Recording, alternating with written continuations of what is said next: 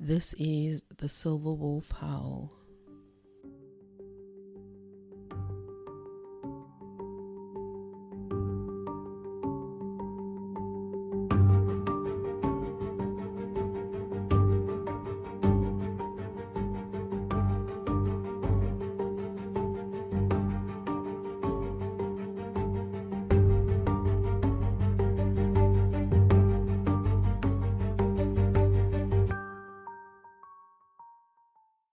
Today's topic is the PI perspective.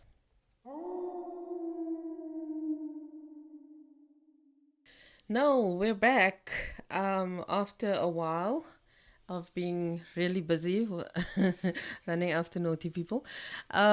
We are now back to doing our podcast. I don't know about you, but I'm quite excited. I'm quite excited too, especially when I look at what the things we're going to be talking about today.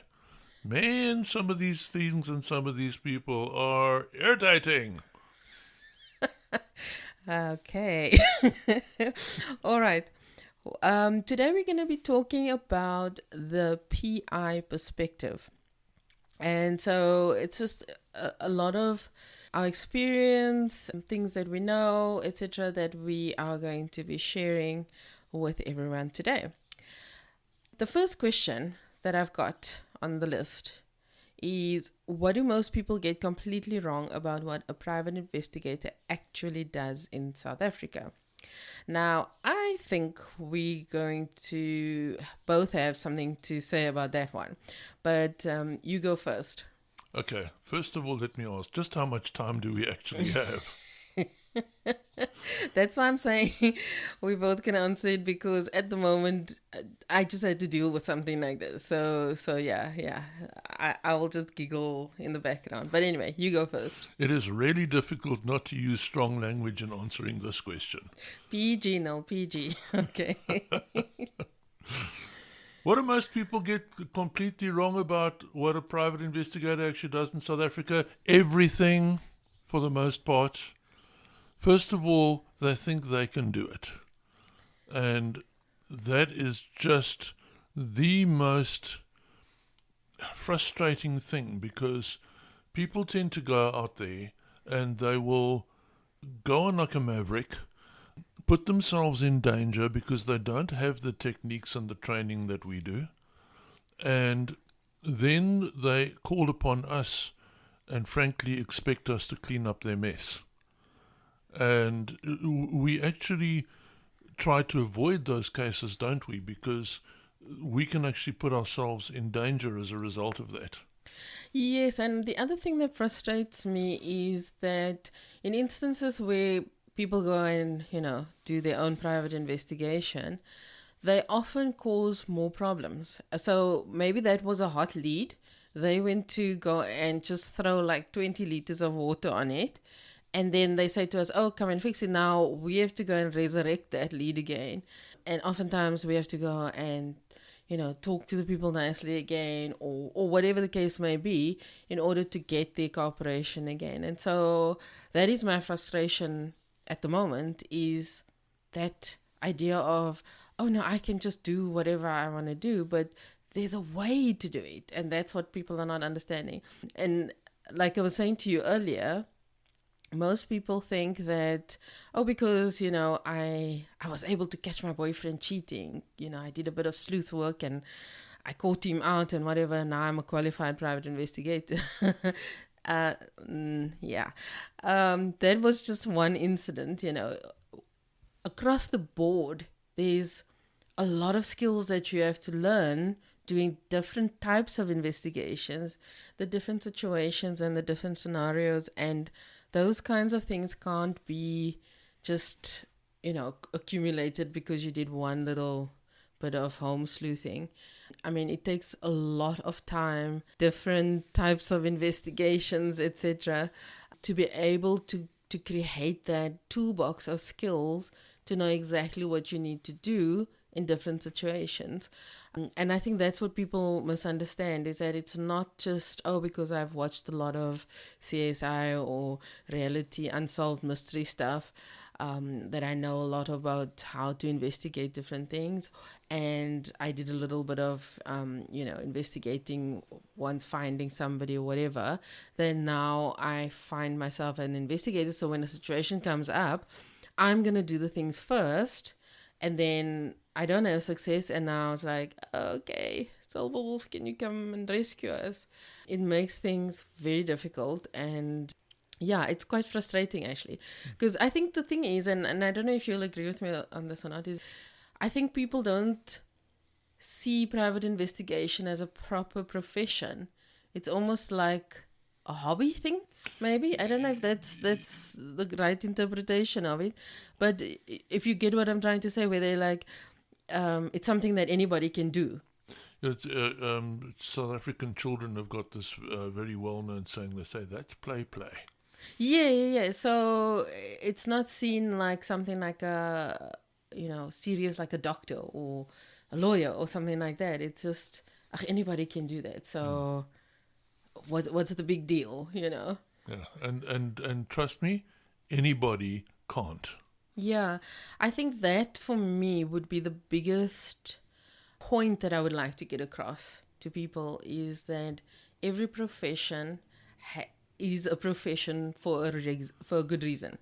So, if a mechanic, and I'm not talking about the scalama ones, but I mean, if a mechanic says, okay, he looks at the thing for 5 minutes and he says, okay, this is the problem and this is what it's going to cost.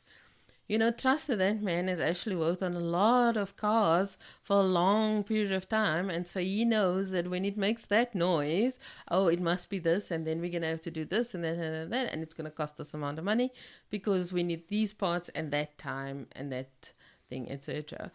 And so just as that is a profession, private investigation is also a profession. Tinkering with your car. I mean, I remember when I had an issue with my car once, and it was a small thing where I had to just, eventually it was just like a light bulb that I needed to change or something like that. But I needed to clean the connections and whatever. And, you get like oil on your hands and you're opening up stuff and you're putting stuff back and then it works and you're like, yay, get that thrill. And I was joking with my friends at the time and I said, geez, now I can open my own mechanic workshop, because you feel empowered by what you've done. And yes, great for you, gold stars. But I only changed one light bulb and I cleaned some connections. I don't have a clue about anything else. And that is the exact same thing here. Some people clean one little light bulb or change one little spark plug or something like that, and they're like, yeah, and how I can do this thing. I can go work in Formula One. Yeah. I mean, they come up with the most amazingly jaw-dropping statements about, I'm a talented PI. Really? What did you do? I found something on Facebook. No, that's not going to fly. We have a thing in South Africa called rules of court. Yes.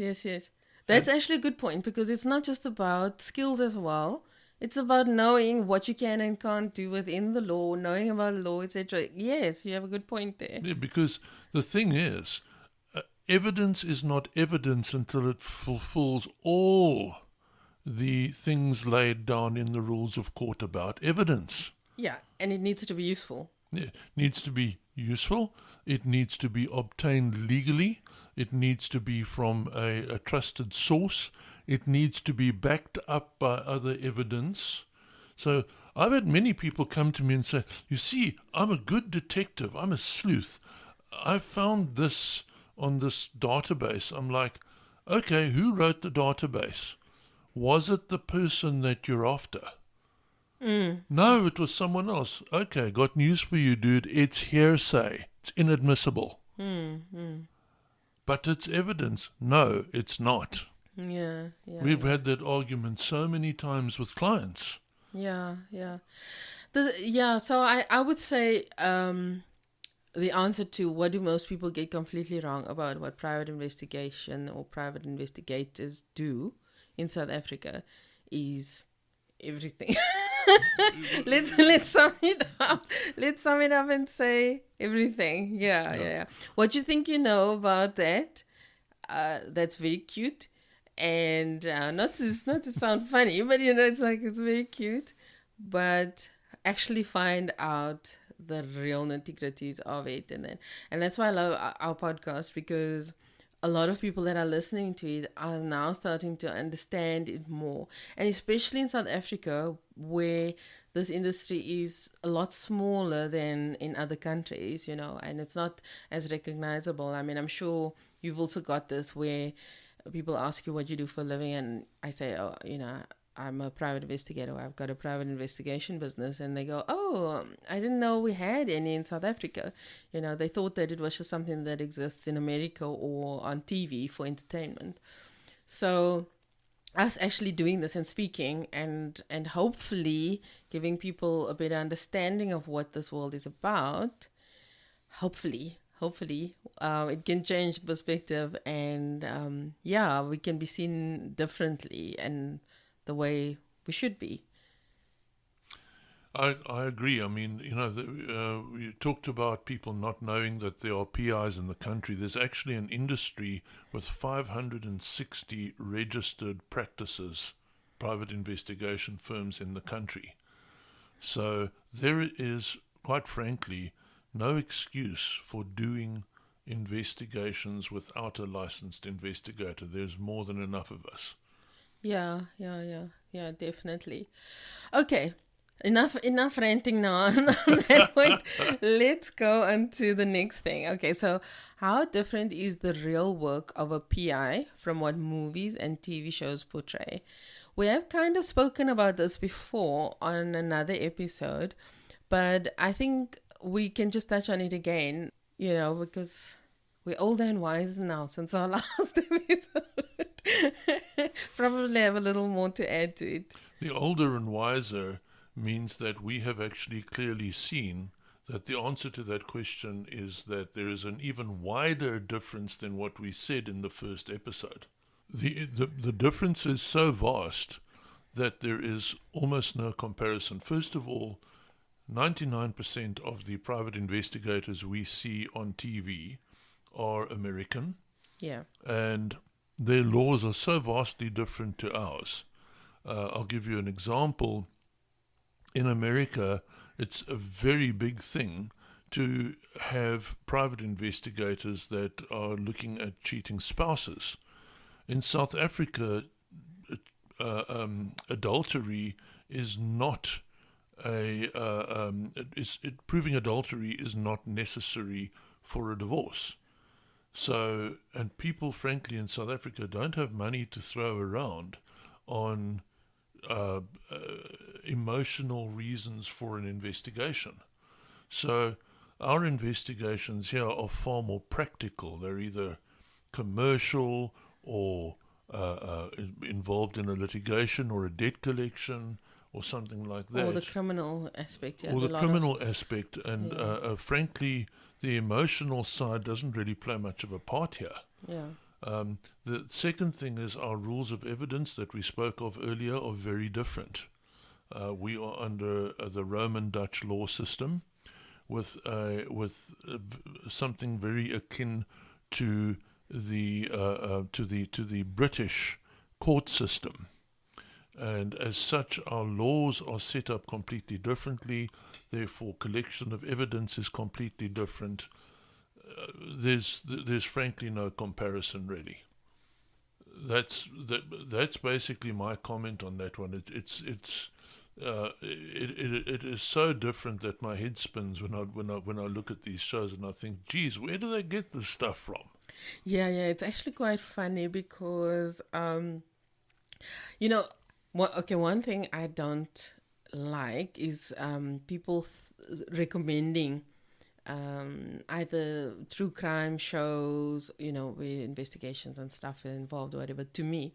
Because number one, I feel that's my work during the day. At night, I don't want to still watch what I was doing during the day.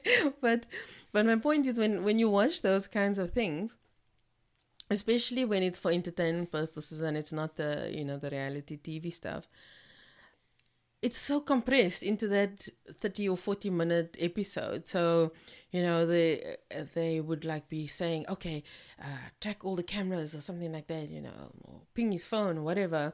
And while they're driving, the person from the office calls them and says, I've got the address. And they head to the address. They happen to be 5 minutes away from the address, and they get to the address, and they're just in time to catch the guy, and whatever. And yeah, that's entertainment. That's exactly what it is, entertainment. So it's taking this world that we are in, the investigation world, and making it palatable to everybody else. But that doesn't mean that it's real. Obviously there are touches of it that are similar to what we do, and that we can relate to, and that is investigation and stuff. But it doesn't happen like that, and that is the frustration, because people come to us and they think we're going to be able to solve their case in the 30-minute span that those detectives on CSI or whatever were able to find whatever they needed to conclude that case.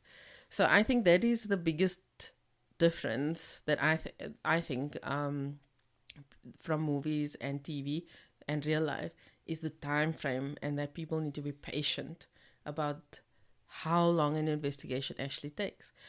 And I think you will back me on this one. How long does an investigation actually take? Who can say? It's like there's this big heap of whatever. Please find my keys in that. How long are you going to take to find it? I don't know. I may start on the top of the heap and then it's there. I may have to dig through the whole heap and still not find it, and maybe it's in another heap. So how long does it take? Who knows? Yeah. But we can, because of our experience and stuff, we can kind of get an idea and give you an estimate and things like that. But that's really the best that can be done. We can't say it's going to take 2 hours and then exactly at this minute we will be able to give you this. Impossible. No, it's absolutely impossible, because you are starting out the investigation needing an investigation, meaning you don't know where the investigation's going to end up. Yeah. That is why people come to us, is because they don't know things. And they need to find things. And they're asking us to find out those things, or to find those things, which means we're starting in a zero. Yes, absolutely. So yeah, it's just patience, I think. Patience. TV shows are made for entertainment, number one, so they're not always realistic in how things work. And number two, they have to compress it into a 30-minute edible meal for your audience's visual and mental stimulation. Investigations don't take half an hour to get everything done. We're not always going to be exactly on the on the nose. We still have to find things. This is real life, so things can change, and there's no predictability. And you know what the funny thing is, actually, because I have worked in TV and film and etc. It's not 30 minutes. You have to retake, you have to redo, you have to try again. Okay, that didn't work, and we have to try again. And so yeah, we basically the behind the scenes of all that thing. We all the hard work that finally culminates into that little 3-minute show.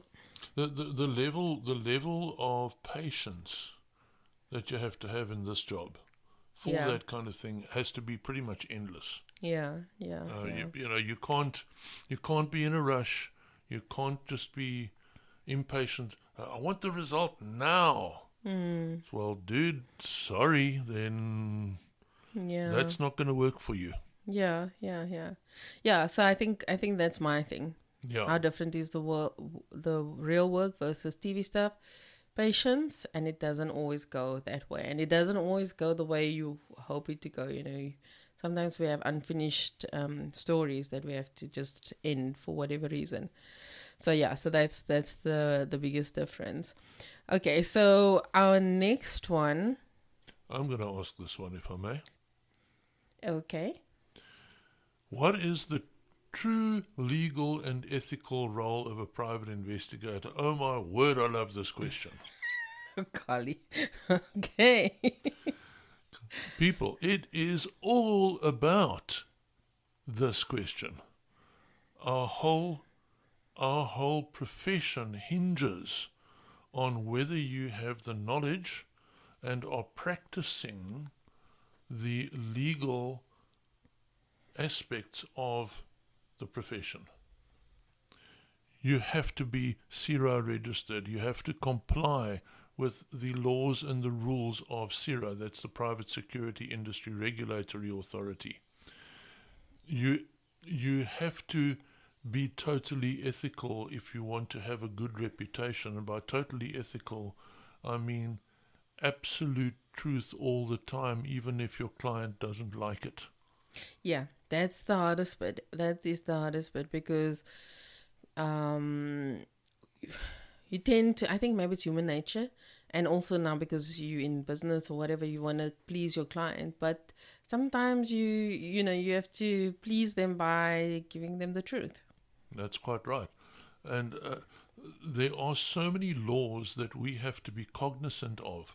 The POPI Act, the Consumer Protection Act, the National Credit Act, and the Magistrates Court Act, the Acts of Parliament governing procedures in the High Court. These are just a few of the many laws that we have to work with. And if we don't work exactly within those laws, then the evidence that we come up with is worth absolutely zero. Yeah. And also your credibility as a private investigator goes down the drain because at the end of the day, people need to trust you. They need to come to you, say, here's my problem, put it in your lap and walk away, and then wait for you to come back. And that takes a lot of trust. So you need to be able to trust that person. And if you've heard that that person is a little bit shady or, they've done this or they've messed up there. And I'm not saying that, people are infallible. Of course, we're going to make mistakes. We're going to screw up. We're going to, whatever. But it's not intentional. But if at least the majority of the time things have worked out well, and also when that person has made a mistake, that they are able to either fix it, correct it, be honest with you about it, those kinds of things, that all builds the credibility as well. Yeah, and I have a sub-question for this. Actually, a double sub-question. How long does it take to build up a good reputation? And how long does it take to destroy it? Exactly. Yeah. It takes years and years and years to build up a good reputation, and it can be destroyed in 1 second flat. That's absolutely true. Yeah. Unless you do all these things right. Yeah. That's actually a good way to end the answer on that question because it's very important. Okay. Why is a PI not the same thing as a private security officer or bodyguard or what do they call them? Close protection officers. Very simple, the answer to that one. There are three completely and entirely different professions. The guys usually come from different backgrounds, guys or ladies that is, and we're all about investigating. The other two are all about protecting. Yeah. Either protecting assets or premises or protecting persons, as in their bodies. The close protection officer, which is what the proper name for a bodyguard is, the big difference between them and the other two professions mentioned is that they can often put their lives on the line, put their body on the line. We also sometimes do, but we don't do it in as deliberate a fashion as they do. Yeah. That's the thing that they have to do every day, is secure whatever person or thing. Yeah. And I mean, if you think about it, like even a private security guard at a shop, any shop, they do put their lives on the line every day because you never know, some crazy person's going to come in there with a gun and just shoot him because they want to steal the 100 rand that's in the till. Yes. So they do actually that's what they do. They put their lives on the line every day to protect whatever it is, the person or the thing. I just think that the whole thing about security in South Africa, we have one body one professional body that covers all of us. And quite frankly, that professional body doesn't stretch far enough to cover all of these professions, speaking in reality. So we register with them, but that's about where it ends. The similarities just stop beyond that. Yeah, definitely. It's definitely two different things. Yeah. Okay, then what kinds of professional backgrounds do most South African PIs come from? And I think everybody can guess that answer. Well, I would say over 90% of us are ex-law enforcement. Yeah, and particularly SAPS, and that's what people always say to me. Oh, were you, in the police before, stuff like that. It's not always the case, but we're talking about most of the time. It is in some kind of capacity like that.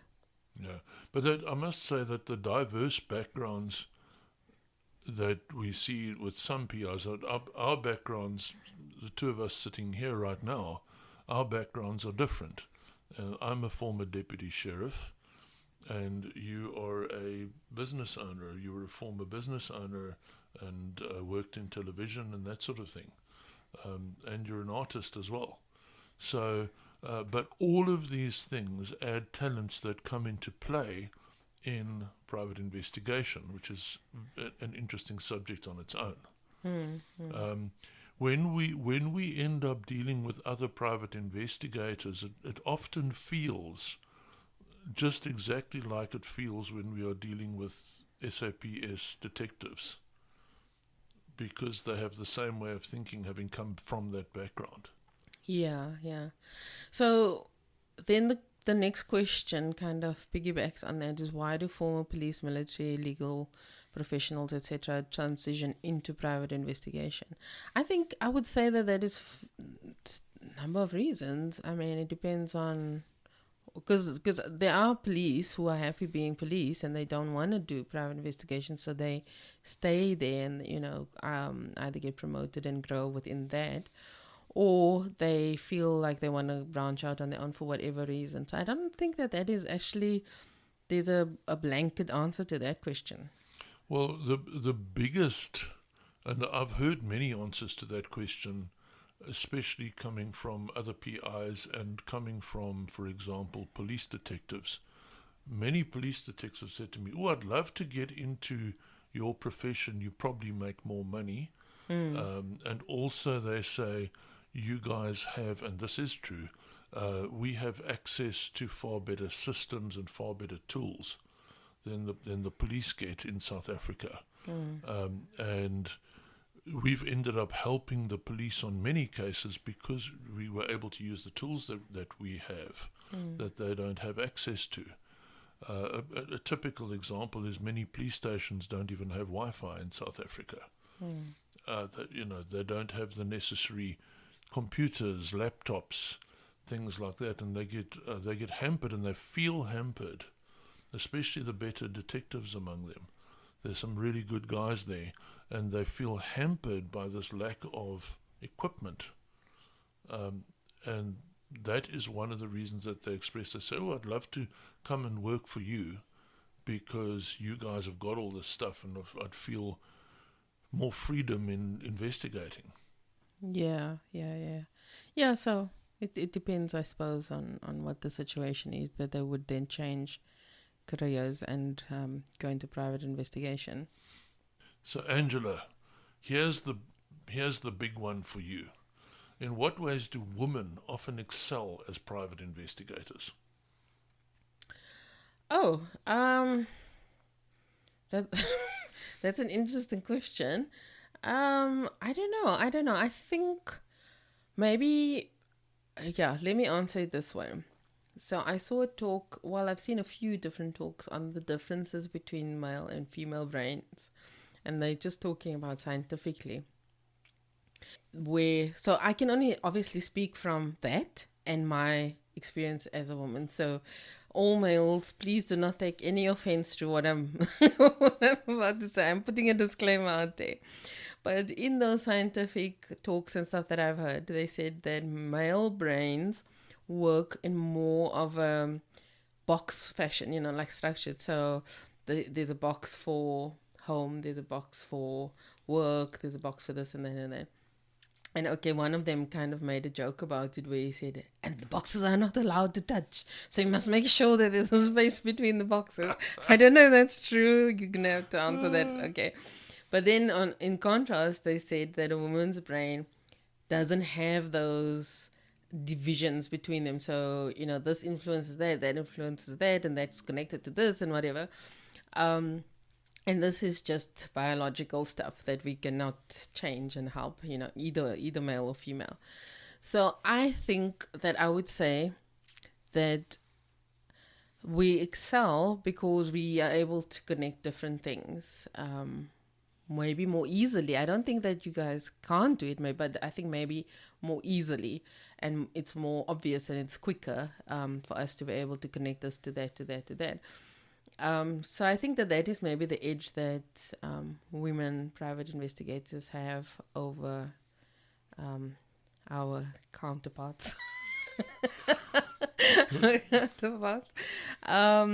Yeah. I think that is the thing, because the more I'm thinking about what other differences there could be, there's a lot of similarities. Of course, when it comes to strength, not that most women don't have a lot of physical strength I'm talking about.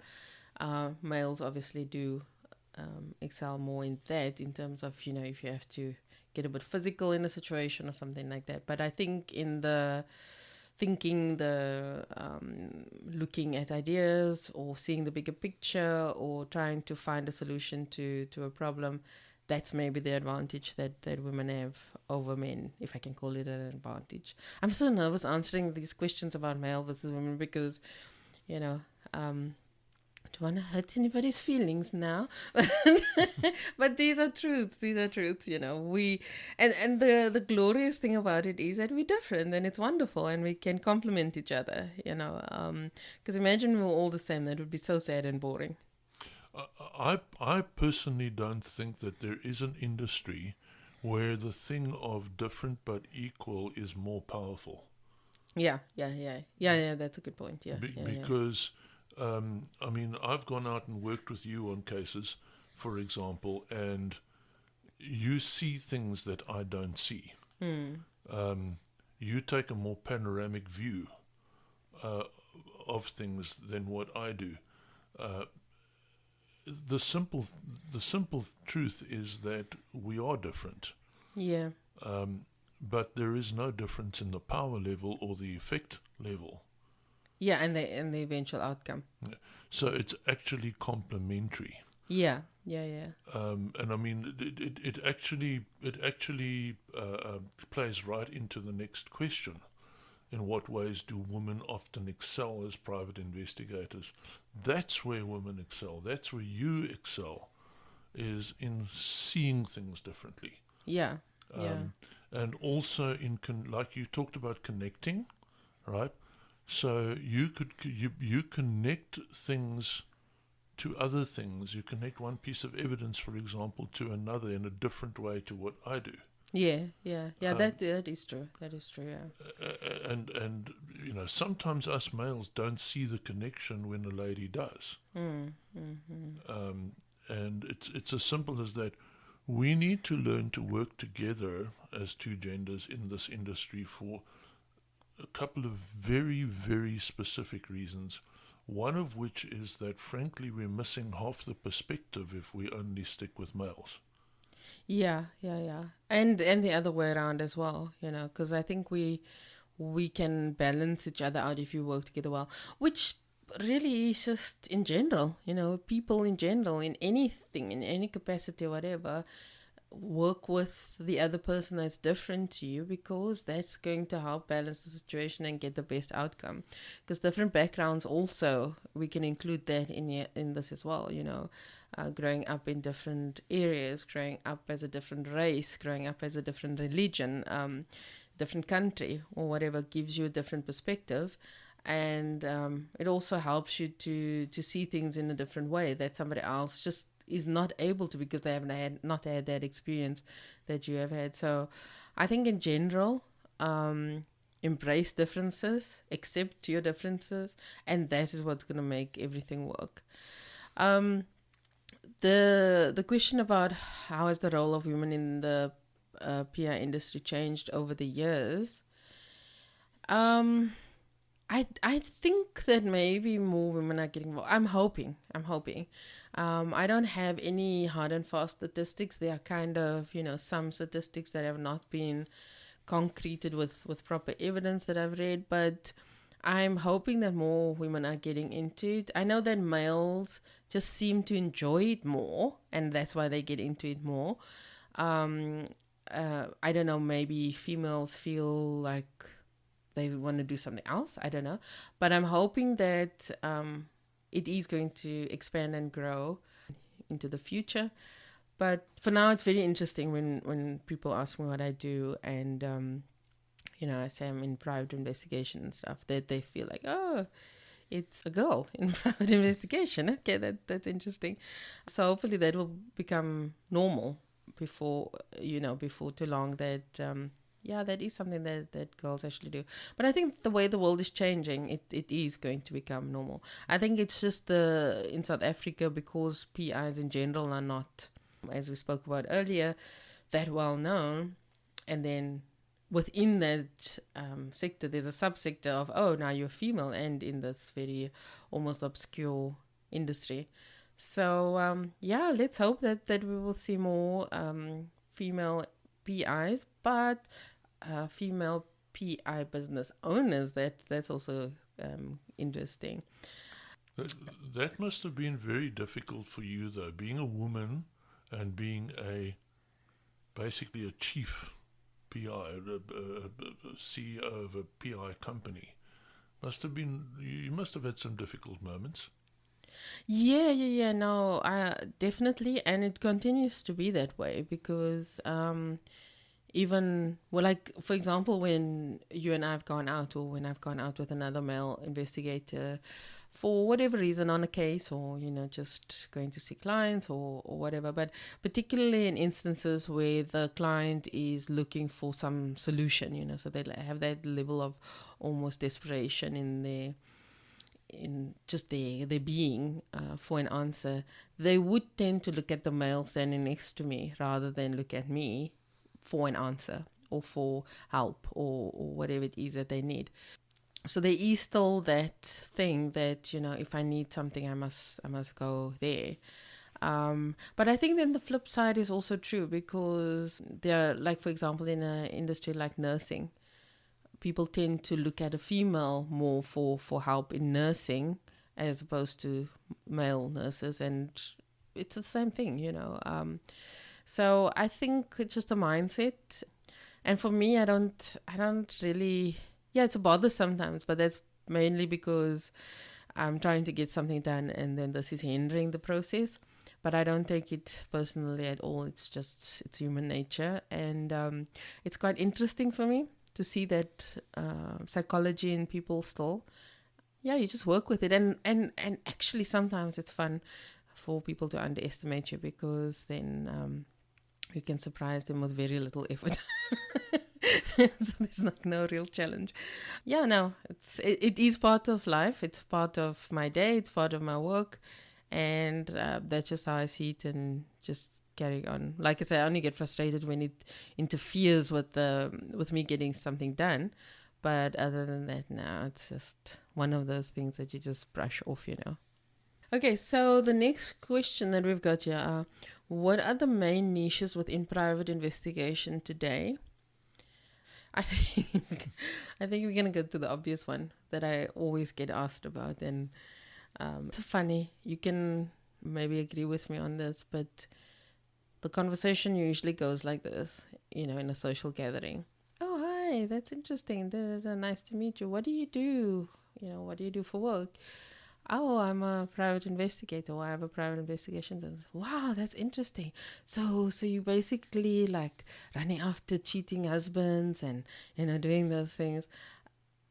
I'm telling you, if I had 10 rand for every time that happened, I would not need to work anymore. Oh, amen with that. Yeah. I would not need to work anymore. So I would say definitely that is the first thing that people assume, and probably that would be one of the bigger, maybe not bigger, but one of the niches of the private investigation industry is running after cheating spouses and stuff. But as you mentioned before, it's not always the case to prove those kinds of things. But I think people use that maybe just to get an answer. So maybe like I'm in doubt or whether I want to still be with this person or not, and and then they use that to say no. Yeah, he's been lying, or she's been cheating, or I feel this and that, and this just confirms that, and so it makes me say yes, I want to get a divorce. So I think that that's one of the popular one that I think people in general have in their minds. But as private investigators, that's not on top of our list, unless you specialize in it, of course. So I would say that one is one. Then the other one, what do you think? What are the niche? Well, I mean, our two biggest things, for example, are civil litigation matters where evidence is needed or where people need to be tracked down, and accident investigations where merits need to be proved. Yeah, this is actually an interesting one, a topic or point that we're going into, because most people assume that private investigators do those kinds of things that we said, following people, and even like you spoke about before, in terms of security bodyguarding, but also thinking as in going to beat people up for whatever reason to get their cases sorted, or just because of frustration that this guy owes me money. But there's so much more to it. There's, like you said now, there's the theft investigations, which we do. There businesses, looking into businesses and where the pitfalls could be in terms of safety and security, for example. There are fraud investigations, which we also do. And accidents, like you mentioned, are also investigations that private investigators get involved in, and one of our specialities as well. And like you said, civil litigation stuff, which covers such a wide range of things that, it's from tracing to not just tracing people who are running away from their True's accounts, but finding people for wills and stuff. We've done that a lot recently as well, finding people for estate lates, or just other things as well, like for contracts and things like that, where properties are getting sold or something like that, and they need to find people for whatever reason to close this deal. Yeah, that's also some of the things that we do. So, in South Africa, under South African law, if you are a landlord wishing to evict, and you have tenants in the home whose names are not on the lease, you need their details before you can get an eviction order. So we, as private investigators, go there, we do that investigation where we get the full details of whoever it is that is in that house. And there are various ways of doing that, whether it is by talking to neighbors, by knocking on the door directly. And there are various questioning techniques that we use to obtain the information. It's one of the other specialities, if you like. Yeah.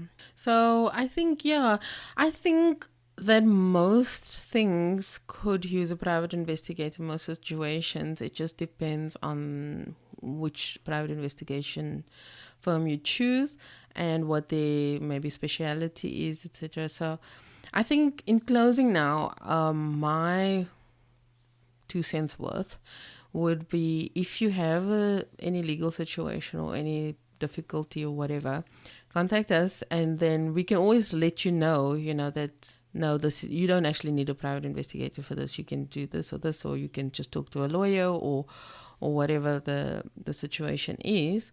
But then at least you got proper answers to your question, rather than assuming that, oh, this thing can't be dealt with, so I'm just going to not do it, or whatever, because you never know. Sometimes it is something that's fairly easy even for us to do, and then we're like, oh no, we can do that quickly for you, it's not a problem. But for you it may feel like a big issue because you don't know. So I think that would be my takeaway, is just check with a private investigation firm. Of course, ours is, very friendly and lovable. So check with us. Not to mention the best. Oh, of course. I was trying to be modest there now. Not a time for modesty, okay?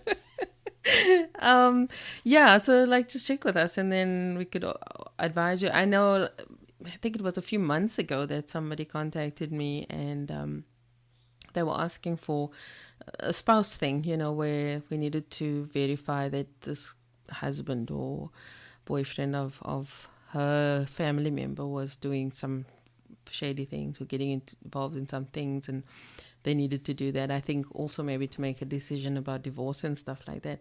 And then I could advise her that, look, we don't do that, but you could use another private investigation firm, and this is what you need to look for, and that's what you need to ask for, etc. Because the question came to me so broad that I had to first ask questions to kind of get down to, okay, what is it that you really need?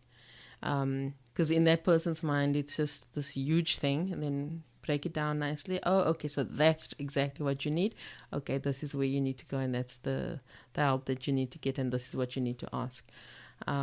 So that's my 2 cents worth, is just check, and we can say no, we can say yes, but at least then you've got facts to work with. Yeah, but listen, that was about 5 rands worth, not 2 cents, okay? Is it? Wow, sure. Inflation. Okay, what's your closing words now to end off this episode? Well, this thing about why do successful PIs tend to specialize rather than do everything, it's like me with my house. I refuse to paint my house because I'm useless at it. So what do? I call the specialist. The specialist knows better than me. The specialist isn't going to leave streaks down my wall. Yeah. I'm going to, guaranteed, because I haven't got a clue what I'm doing. And my piece of advice I'd like to leave the listeners with is use the expert even if it costs. Yeah. Because they have got a far better chance than you have or than anybody else has of getting it right. And doing it in the right way so that the evidence and the things that they find are usable in a court of law. Because remember, that's very specific.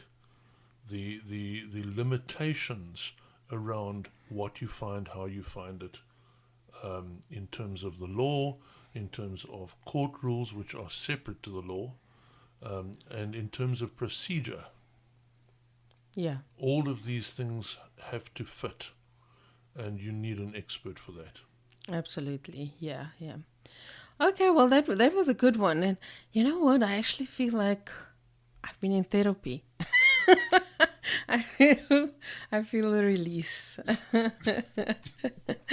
So hopefully everybody out there got some of their questions answered as well. And we've given you more of an idea of the PI perspective in South Africa. Dankie nou. Until next time. Absolutely, and we'll see you guys next time.